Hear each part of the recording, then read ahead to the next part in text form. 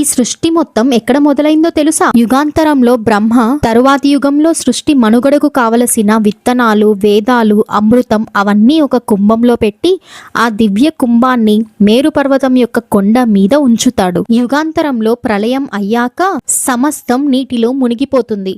అలా ఆ మేరు పర్వతం మీద ఉండే కుంభం కూడా అలా నీటిలో తేలుతూ వచ్చి కావేరి అరసలార్ అనే 2 నదుల సంగమం దగ్గర వచ్చి ఆగుతుంది. కొత్త సృష్టి మొదలవ్వటానికి సమయం ఆసన్నమైనప్పుడు మహాశివుడు ఒక వేటగాడి రూపంలో వచ్చి బాణంతో ఆ కుండను పగలగొడతాడు. ఆ కుండలోని మట్టి, విత్తనాలు, అమృతం వల్లనే ఈ సృష్టి మొత్తం మళ్ళీ మొదలయ్యింది. ఆ పగిలిన కుండ యొక్క మట్టి నుంచి ఆది కుంభేశ్వరుడుగా మహాశివుడు అవతరించాడు. ఇదంతా జరిగిన ప్రదేశాన్ని మనం తమిళనాడులో ఉండే కుంభకోణంగా పిలుస్తున్నాం. ఆ కుండలోని అమృతం పడిన చోటే మనం కుంభకోణంలో దర్శించే మహామహం కోనేరు. నెక్స్ట్ ఏ టెంపుల్ మీద వీడియో చేయాలో కింద కామెంట్ సెక్షన్ లో కామెంట్ చేయండి.